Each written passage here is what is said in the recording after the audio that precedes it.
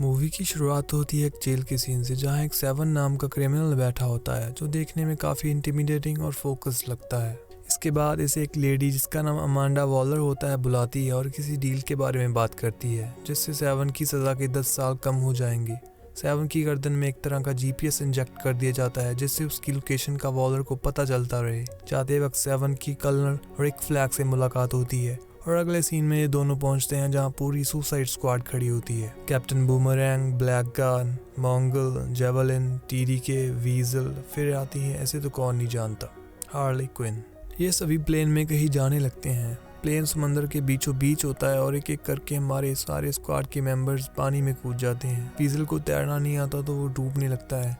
तभी सेवन उसको पानी से बाहर निकाल के जमीन पे लिटा देता है और देखता है वीजल मर चुका है। कर्नल रिक फ्लैग सबको अलर्ट रहने को कहता है तो सभी चौकन्ना हो जाते हैं, लेकिन ब्लैक कार्ड का पता चलता है कि वो दुश्मन के साथ मिला है और उसने धोखा दिया है, पर दुश्मन आर्मी उसे ही गन शॉट से मार देती है। तो उस तरफ से आर्मी नॉन स्टॉप फायरिंग शुरू कर देती है। दोनों धड़ों के बीच लड़ाई होती है जिसमें स्क्वाड के सभी मेंबर्स एक एक करके मारे जाते हैं। ये देखकर सेवन काफी डर जाता है और वॉर एरिया से भागने लगता है। ये सब मिस वॉलर देखती है तो उसे वार्न करती है, लेकिन सेवन नहीं रुकता और वॉलर जो चिप सेवन की बॉडी में लगा होता है वो एक तरह का बॉम्ब भी होता है, उसके जरिए उसको मार देती है। इसके बाद एंट्री है सुसाइड स्क्वाड टीम 2 के मेंबर्स की। अगले सीन में फिर से जेल में एक क्रिमिनल को दिखाया जाता है जिसका नाम रॉबर्ट उर्फ ब्लडस्पोर्ट होता है। वॉलर अपनी टीम को बताती है कि ये सुपरमैन को क्रिप्टोनाइट बुलेट से आईसीयू में डालने के लिए जेल में है। तभी ब्लडस्पोर्ट वॉलर को मना कर देता है, पूछने से पहले ही कि वो सुसाइड स्क्वाड ज्वाइन नहीं करेगा। तभी उससे कोई जेल में विजिट करने आता है जो कि उसकी बेटी होती है।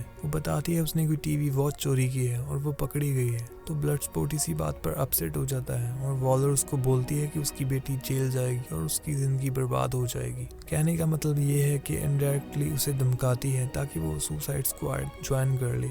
इसी बात पर ब्लडस्पोर्ट काफ़ी भड़क जाता है, पर आखिर में अपनी बेटी की वजह से इमोशनल हो जाता है और स्क्वाड ज्वाइन करने के लिए मान जाता है। फिर मिस वॉलर ब्लडस्पोर्ट को क्रिस्टोफर स्मिथ यानी कि पीसमेकर से इंट्रोड्यूस करवाती है। इसके बाद इन दोनों को एक सेल में मिलवाया जाता है एक कैदी से जो कि एक शार्क होता है जो कि बात भी करता है। फिर आती है रैट कैचर जिसका एक पेट चूहा होता है। उसके बाद आता है एबरनर क्रिल उर्फ polka dot man. Miss Waller सभी सुसाइड स्क्वाड मेंबर्स को इकट्ठा करके प्लान बताती है। स्क्वाड सेम बीच पर जाती है जहां टीम 1 मिशन के लिए आई थी। यहाँ काफ़ी एक्सप्लोसिव्स की आवाज़ें थोड़ी दूरी से आती हैं और दिखाया जाता है हार्ली क्विन जिंदा है और जेवलिन आखिरी सांसें ले रहा होता है और अपना वेपन हार्ली को दे देता है और मर जाता है। तभी आर्मी वहां आ जाती है और हार्ली को चारों तरफ से घेर लेती है। अगले सीन में दिखाया जाता है कि कर्नल भी जिंदा होता है और पकड़ लिया जाता है। नेक्स्ट सीन में इधर स्क्वाड के मेंबर्स आराम कर रहे होते हैं। तभी शार्कमैन रैट कैचर को खाने की कोशिश करता है, लेकिन ब्लडस्पोर्ट उसे शूट करके रैट कैचर को बचा लेता है। शार्कमैन को भी धक्के के सिवाय कुछ नहीं होता क्योंकि वो काफी स्ट्रांग होता है और इसलिए टीम को उसकी काफी जरूरत भी होती है। इसके बाद रैट कैचर अपनी पावर जो कि होती है चूहों को कंट्रोल करना, इसकी वजह से काफी चूहे वहां इकट्ठे हो जाते हैं। तो पता चलता है कि ब्लडस्पोर्ट को रैट फोबिया है, यानी कि चूहों से उसे काफी डर लगता है। कर्नल को जहाँ रखा होता है वो लोकेशन ट्रैक कर ली जाती है और मिस वॉलर स्क्वाड को उसे बचाने का ऑर्डर देती है। शुरुआत शार्कमैन करता है जब वो आदमी को पूरा निगल जाता है। स्क्वाड एक एक करके दुश्मनों को मार देती है, लेकिन जब टेंट में पहुंचते हैं तो पता चलता है कि इन्होंने तो कर्नल को बचाया है। तो यहाँ पता चलता है कि दुश्मन नहीं है बल्कि रेबल्स हैं। अगले सीन में थिंकर को ले आया जाता है। गवर्नमेंट ऑफिशियल मैथ्यू हारिस बैठा होता है और वो थिंकर पर किसी बात पर भड़क उठता है। उससे पूछा जाता है कि ये क्या है। थिंकर बताता है कि ये प्रोजेक्ट स्टारफिश है जो कि 30 साल से उसके एक्सपेरिमेंट का हिस्सा है, जो कि काफी डेंजरस भी होता है। प्रेसिडेंट डे और मैथ्यू का कुछ डेंजरस करने का प्लान होता है और वो थिंकर के साथ हाथ मिला लेते हैं क्योंकि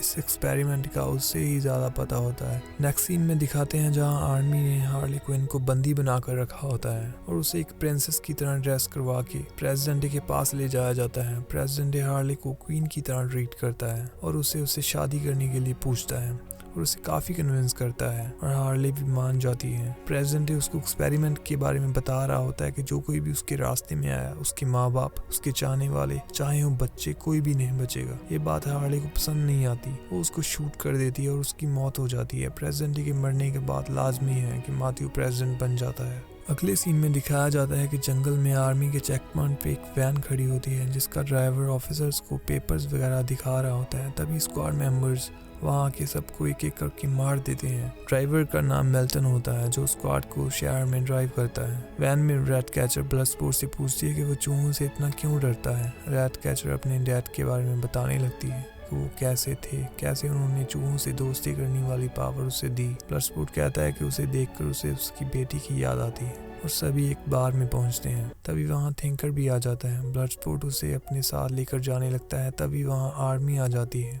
ब्लडस्पोर्ट आर्मी को डिस्ट्रैक्ट करने के लिए सरेंडर कर देता है और blood sport, peacemaker and Rick Flag को अरेस्ट कर लिया जाता है। इसी बीच रैट कैचर और पोल्का मैन थिंकर को पीछे के दरवाजे से लेकर निकल जाते हैं। आर्मी वाले ब्लडस्पोर्ट, पीसमेकर और रिक फ्लैग को एक ट्रक में ले जा रहे होते हैं। तभी तीनों सबको मारकर फिर से फ्री हो जाते हैं और हार्ली को बचाने निकल पड़ते हैं। इधर हार्ली को टॉर्चर कर रहे होते हैं और वो अनकॉन्शियस हो जाती है। होश आते ही गार्ड को मारकर वो चेन से फ्री हो जाती है और बिल्डिंग में सारी आर्मी का अकेले ही सफाया कर देती है, काफी शानदार अंदाज में। इधर स्क्वाड हार्ली को बचाने की तैयारी में होती है। देखते हैं कि हार्ली खुद ही आ जाती है। फिर पूरी स्क्वाड प्लान बनाती है कैसे थिंकर को यूज करके एक्सपेरिमेंट बेस बिल्डिंग में घुसा जाए। थिंकर वैन को बिल्डिंग में ड्राइव करता है। पूरी स्क्वाड वैन में छुपी होती है। अब यहाँ होती है एंट्री द सुसाइड स्क्वाड की। Bang bang killing soldiers one by one. Building में अंदर घुसते ही गेट लॉक कर देते हैं। इतने में मार्टियो हुआरेस भी अलर्ट हो जाता है। इधर स्क्वाड थिंकर के साथ वहां जाते हैं जहाँ काफी लोगों को रखा हुआ होता है जो कि प्रोजेक्ट स्टारफिश के शिकार हो चुके हैं और कई लोगों पर एक्सपेरिमेंट किए जा रहे होते हैं। तभी थिंकर स्क्वाड को बताता है कि तुम्हारी गवर्नमेंट ने देश के लिए नहीं बल्कि अपने सीक्रेट्स छिपाने के लिए तुम्हें यहाँ भेजा है। रिक फ्लैग इस बात से काफी अपसेट हो जाता है। सब कुछ मीडिया के सामने लाने के लिए वो वहाँ से एक ड्राइव ले लेता है। पीसमेकर उसे रोकने की कोशिश करता है। इसी बीच पीसमेकर और शार्कमैन के टाइम से पहले एक्सप्लोसिव सेट करने की वजह से बिल्डिंग गिर जाती है। स्टारफिश प्रोजेक्ट का जो बीस्ट होता है वो आजाद हो जाता है और थिंकर उसका शिकार हो जाता है। इधर पीसमेकर और रिक फ्लैग ड्राइव को लेकर आपस में लड़ने लगते हैं और पीसमेकर रिक फ्लैग को मार देता है और रैट कैचर ड्राइव उठाकर भाग जाती है। पीसमेकर उसका पीछा करता है। फिर पीसमेकर कहता है कि ये ड्राइव किसी भी हालत में बाहर नहीं आ सकती। तो रैट कैचर कहती है कि ड्राइव को डिस्ट्रॉय कर दो, मुझे क्यों मारना है। इधर मिल्टन द ड्राइवर मारा जाता है तो पोल्का मैन को काफी दुख लगता है। गेट से सोल्जर्स आते हैं तो पोल्का उन पे अटैक करता है तो सामने एक्सप्लोसिव्स पड़े होते हैं जिसकी वजह से धमाका होता है और बाकी के एक्सप्लोसिव बॉम्ब्स भी ट्रिगर हो जाते हैं। बिल्डिंग में काफी बड़ा एक्वेरियम होता है और वो डिस्ट्रॉय होने की वजह से पानी ही पानी हो जाता है। इसी बीच बिल्डिंग तहस महस हो जाती है और शार्कमैन, जिसको पहले ही कुछ फ्रेंडली फिशेस ने जख्मी कर दिया है, वो बिल्डिंग से नीचे जमीन पे आ गिरता है। कमांडिंग ऑफिसर सोल्जर्स को फायर करने के लिए कहता है पर जैसे कि आपको पता है कि शार्कमैन के पास बुलेट इम्यूनिटी है तो वो खड़ा हो उठता है और कमांडिंग ऑफिसर का सिर किसी फल की तरह खाने लगता है और बिल्डिंग पूरी तरह तहस महस होने लगती है। ब्लडस्पोर्ट, हार्ले और पोल्का मैन अपनी जान बचाने लगते हैं। इधर प्रेसिडेंट मार्टियो भी सोल्जर्स के साथ जान बचाकर भागने लगता है। इधर ब्लडस्पोर्ट बिल्डिंग से लटक रहा होता है। किसी तरह बचते बचाते ग्राउंड फ्लोर पर सेफली आ पहुंचता है तो देखता है कि पीसमेकर रैट कैचर को मारने वाला है। पीसमेकर ब्लडस्पोर्ट की तरफ देखता है और दोनों एक दूसरे की तरफ शूट करते हैं। ब्लडस्पोर्ट की बुलेट पीसमेकर की बुलेट को डिस्ट्रॉय कर पीसमेकर को लग जाती है और उसकी मौत हो जाती है। रैट कैचर ड्राइव ब्लडस्पोर्ट को दे देती है। स्टारफिश प्रोजेक्ट का जो बीस्ट, जिसका नाम होता है स्टारो द कॉन्करर, बिल्डिंग में से बाहर निकल आता है और सोल्जर्स उसे शूट करने लगते हैं लेकिन उस पर कोई असर नहीं होता। उल्टा वो अपने जैसे छोटे छोटे हजारों स्टारफिशेस को पैदा करके छोड़ देता है जो सारे सोल्जर्स को मार देती हैं और आखिर मार्टियो भी मारा जाता है। सिर्फ सुसाइड स्क्वाड के मेंबर्स बच जाते हैं। जो सोल्जर्स मर गए थे वो अब दोबारा जिंदा हो गए। स्टारो के गुलाम कहें या सोल्जर्स बनकर उसके साथ साथ चलते हैं और पूरे शहर में स्टारो तबाही मचाता जाता है और लोगों को नुकसान पहुंचा रहा है। मिस वॉलर स्क्वाड को वापस आने के लिए कहती है कि लोगों को बचाना हमारी प्रायोरिटी नहीं। स्क्वाड के सभी मेंबर्स एक एक करके लोगों को बचाने चल पड़ते हैं और मिस वॉलर उन्हें काफ़ी वार्निंग देती है या कहीं धमकियां देती है लेकिन वो नहीं रुकते और वो सुसाइड स्क्वाड के मेंबर्स को मारने ही लगती है। एक लेडी आती है और वॉलर के सिर पर वार करती है और उसे बेहोश कर देती है और वॉलर की सारी टीम स्क्वाड का साथ देने लगती है। ब्लडस्पोर्ट अपने वेपन्स ट्राई करता है पर स्टारो पर उसका कोई असर नहीं होता। शार्कमैन भी अटैक करता है और पोल्का मैन पहले तो डर रहा होता है लेकिन जब ब्लडस्पोर्ट उसे कहता है वो उसकी मॉम है, जैसे कि पोल्का मैन अपनी मॉम से नफरत करता है और उसे मारना चाहता है। ये सुनकर पोल्का स्टारो पर अटैक कर देता है और पोल्का के अटैक का स्टारो पर काफी असर होता है। इधर ब्लडस्पोर्ट पर स्टारो के सोल्जर्स अटैक करने लगते हैं। ब्लडस्पोर्ट एक एक करके सबको मारने लगता है। उनकी गिनती ज्यादा होने की वजह से वो उस पे भारी पड़ने लगते हैं। फिर स्टारो अपने एक सोल्जर के थ्रू कहता है कि ये शहर मेरा है। तभी रैट कैचर चूहों को बुलाते हुए कहती है कि ये शहर तुम्हारा नहीं, ये शहर इनका है। तभी वहाँ चूहे ही चूहे आ जाते हैं और स्टारो के सोल्जर्स पर अटैक करने लगते हैं। सोल्जर्स से होते हुए वो स्टारो पे अटैक करते हैं और उस पे भारी पड़ने लगते हैं